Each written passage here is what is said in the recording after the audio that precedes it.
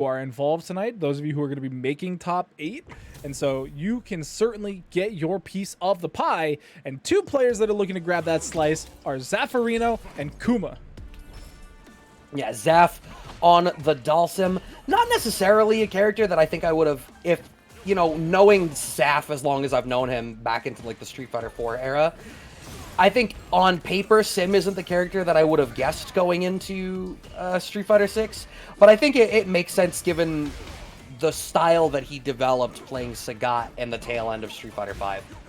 The one thing that immediately stands out to me when Zaferino's on the screen compared to almost anybody else we see here at Casa, how often they drive reversal against everything. They just never want you to be near them unless it's their decision. I think that makes sense. I think it's a mechanic that is a little bit underutilized. I think over time we're going to get a little bit more confident in choosing how we use that resource, and playing Dhalsim, adding on top of that it's like, yeah, you know, I can make a read with a DI or try to parry something, or I can just use this, set you back full screen, and feel okay. Going for that slow float over the spire. Sim's movement really nullifies a lot of the zoning out of JP. There was an attempt at a parry there, though, which was like kind of stuffed up by Kuma. But yeah, I mean, I think the drive reversal actually really works, and I think it is Zaferino's playstyle. I don't know if it's necessarily the Dhalsim, but for somebody that is super willing to just not use their drive gauge, yeah, you gotta be careful on the wake up there. Can't be doing that. So I don't know what the winning answer there would have been. It certainly wasn't a block. I mean, I can't imagine it was checkmate. You can hit Sim, right? Would it have been like low forward? Because Zaf charged it. That's just a good point, because I thought it lasted even if you got hit, but what's not lasting is Kuma's health bar, as they are going to be burnt out here. Oh, that's a shame. Wanted for the stun. It's fine. Kuma's giving him a run back for it. Sometimes, look, we're all supporting the Screen Actors Guild right now. Residuals are important, and Kuma had to give Zaf the rerun so that he could get a little bit closer to that residual paycheck out of the Matcherino. Yeah, I keep things topical. What a trip guard from the top rope there from Zaf, having Kuma on the back foot against the corner right now. Kuma's really struggling. Yeah. Again, this isn't a character that you're not seeing a lot of most places.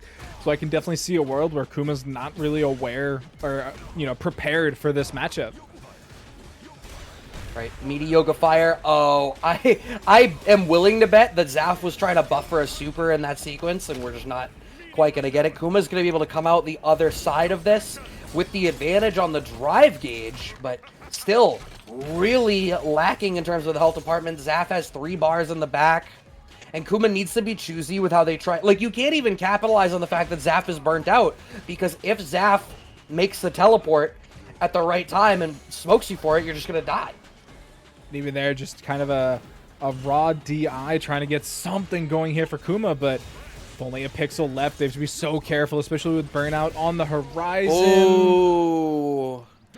An attempt at a parry pump. They were a little early, recovers and gets smoked by the fireball. Zaf with a pretty quick 2 games, showing a lot of control in the way that they were structuring everything there. And as you can see, right, I mean, Kuma was in a spot where all that they could really do was play defensively, wait for their turn, and try to chip Sim down. That's not a spot you want to be in against Dhalsim. A life deficit, and you're not in the position to eat anything. Like, you've wasted all your...